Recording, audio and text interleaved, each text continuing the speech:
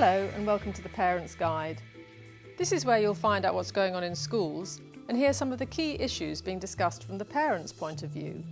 If you have school-aged children, this programme is for you. Yes, absolutely. I think it's responding to the world they live in, media, technology, interactive age. I think it's perfect for learning. Wasn't there a part of you as a parent that thought they spend all their lives at home on these computers? No, and not now at they're all. doing it in school? It's there to be controlled like anything else, like playing too much football or doing too much of anything. So in a controlled way, I think it's perfect. Nikki, do you think they're as valid as books and films and musical instruments? Absolutely. I think anything that engages children and gives them a sense of control and, something that really encourages them to use their own ideas and to work as in a team, I think that seemed to work really well. I thought it was really exciting. I hadn't thought about computers in that way before. I hadn't realised that there were these tools that could be made available for, kids to do it themselves. I thought it was really exciting. But would you want to know more as a parent about the kind of technology and the content of the films that were being used? I think that would be helpful because I could understand that there might be a reaction against, students being occupied with games if people think of them in a traditional sense. I think the fact that they were, designed with an educational purpose in mind, I think that would be interesting to sort of communicate to parents. I think one of the problems there is that a lot of parents don't know what's going on in the classrooms and don't understand how students are being taught these days and don't understand the latest drives and trying to be more creative. Marilyn, have you got experience of these sorts of programmes being used to make children more creative? Not those particular programmes, no. Certainly using the media in school I have experience of. But what I was particularly excited me was when the children were able to create their own dramas and the games gave them a kind of framework to do that.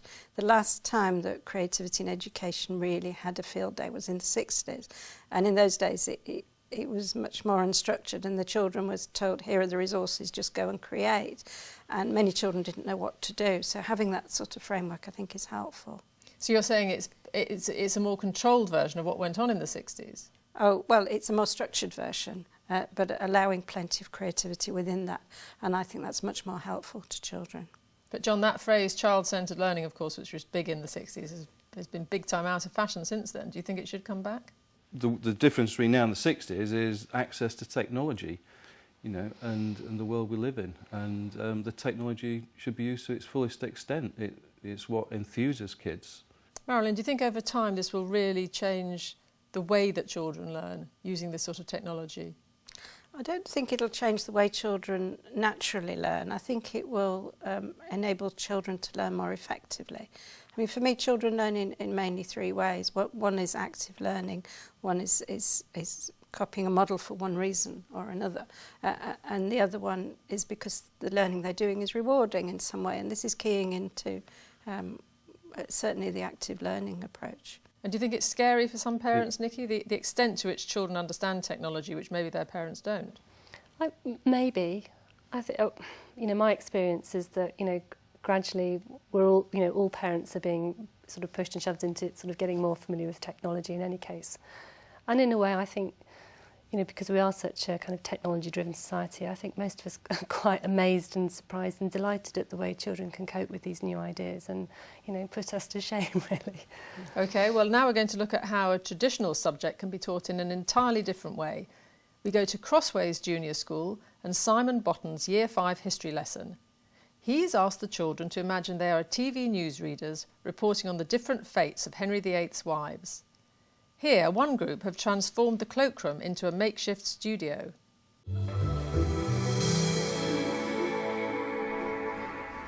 Hello and welcome to the Tudor Times. It must be a record.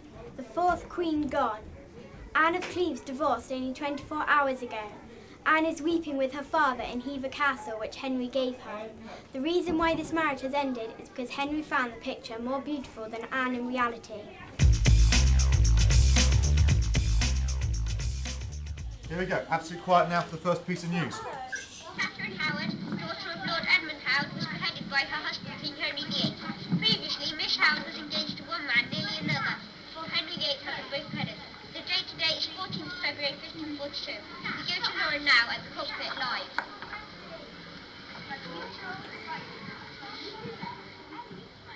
Hurrah! Thanks, George. Today this two very rough cops must be having a hard time. Ooh, that must have hurt. Have they too much action? The nice thing about having an interactive whiteboard is it allows you to show the children's work writ large at the end of the lesson. The children have done their videoing. Traditionally, you'd have to then get the tape out, put it in a big tape, go and get the TV, plug it in, huddle children around the television, and you might be 2 lessons later when the children actually get to see their work. This, the children come along, they grab the cameras, they stick it onto the uploader, and straight away the children can watch what they've achieved at the end of the lesson on a large screen, and that really gives it some impact. Nikki, that's something every child loves, seeing themselves on the telly, and they get to do it immediately, but do you feel they were really learning anything there? I think so. I was amazed that the children could produce those films, not only do the research but write scripts. So they're using their, creative thinking in terms of the literacy side of things. Create scripts, film and perform, quite, wonderful sketches and things within an hour and 10 minutes. I thought it was really ambitious at the beginning when I sort of first saw that lesson and thought there was no chance they'd be able to produce anything anywhere near decent. And yet I think they did. And I think that they will recall those facts as well, because they'll sort of link that in with having such a fun lesson. So I thought it was a really great way of teaching history. John, did you think it was creative? Yeah, I thought it was very creative, and most importantly, they were having a fabulous time. Every one of those kids hugely enjoyed that exercise. Marilyn, one thing that comes through this discussion and other discussions is the importance parents place on children being happy and enjoying what they learn and remembering it. I mean, is there a time for children just to be getting their heads down and working and not necessarily being happy and enjoying it, or should we expect that every minute of the school day? I think it'd be nice if children enjoyed every minute of the school day, but I guess they'll be more keen on some things than others. I think as long as they feel secure and valued and they enjoy a good proportion of it, that's fine. But I don't think that necessarily contrasts with working hard. I think a lot can be demanded of children. But I'd just like to pick up also on the idea of technology. The clips we've seen might give the impression that all schools have got masses of technology and it's very easy. And in my experience, that's not the case. I mean, we ran a project in a primary school where children built a Science Lines website, and they did their own filming and their own photography. And we actually had to buy the school a television so the children could watch it. So there is a bit of an uneven spread of what's available throughout schools, so I think that needs looking at.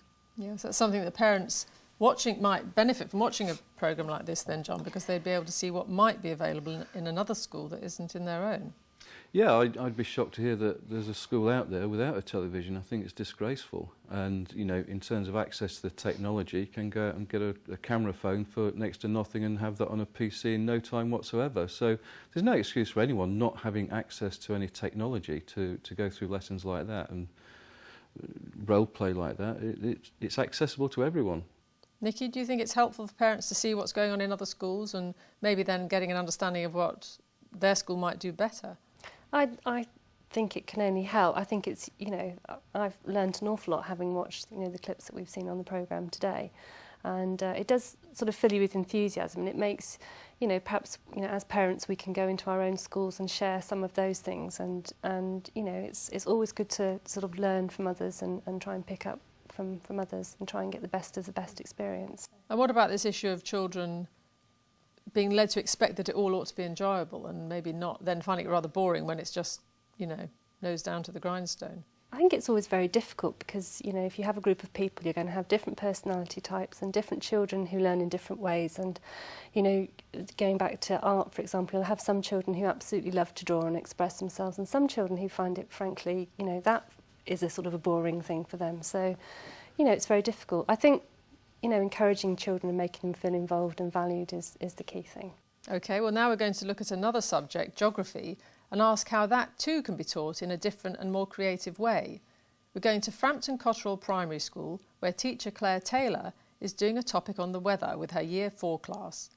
She works across the curriculum to make the learning more meaningful and incorporates literacy, maths, ICT and, in this extract, dance.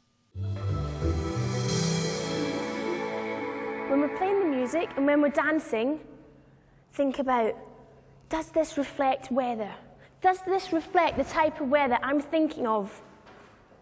And we need to be discussing our moves. Does this work? Does that work? Does this move link on to the next move nicely? Can we put a move in the middle to link the two moves? Okay, and you do that through discussing and practicing and trying out different moves. Go round once, and then round the other way, and then still if that long thing isn't on, we can just go like that around. One of the aims of the group work and the evaluation is to develop pupil skills in peer assessment.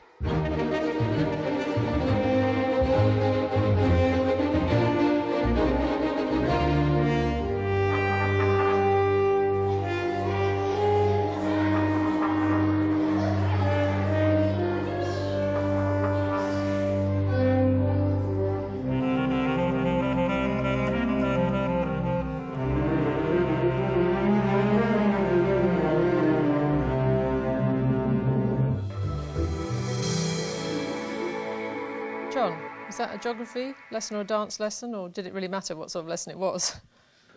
Well, I guess that's part of the topic-based approach to education, and as one strand out of many in a way of looking at a topic, I think it's completely legitimate. You know, it was collaborative. Again, the kids were enjoying themselves. There was teamwork in there, you know, and it was a wonderful approach to a weather subject which could be otherwise bone dry.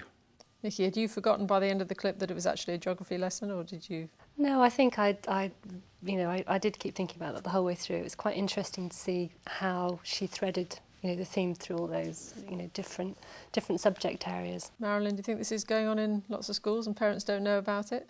It's certainly going on in lots of schools, and I think it's very exciting. The children were really involved and really using their imagination. You could see that they were really into it. The deputy head in the clip talked about children learning through experience. Do you think that's an important method to use? Absolutely, yeah. I think it puts flesh on the bones of education rather than being given some data or some facts. Bring that data, experiencing the facts, experience the weather in this case, I think is very important and will live with kids in their memory longer than a page out of a book would. Do you think that's true, Marilyn, that it can last longer if they do it by experience rather than simply learning it off the blackboard? Absolutely. I mean, this is active learning. The children are really involved. They're creating it themselves. I think they'll remember it for a long time. But do you think there's still a tension in the whole education debate between children being taught, which is what some parents apparently want, and children learning for themselves? Well, children learn in both of those ways, so I think it's really a question of balance, and I think a highly objectives-led curriculum can err on the side of children being taught if the teachers are not as imaginative as they might be. But as I've said before, imaginative teachers can take those objectives and really involve the children in their learning. And to key in from the children's experience, it's obviously helpful to go from where the children are than from some remote place where you think they might be. It's much more meaningful to the children, much more effective. Well, I think we have to end it there. You can have your say, though, by emailing parents@teachers.tv, and you can find all the information about programmes you've seen and more on our website at Teachers TV. Details at the end of this programme. Thanks to my guests, Nikki, John and Marilyn. Bye. Goodbye. And from myself, Fiona Miller, thanks for joining us, and until next time, goodbye.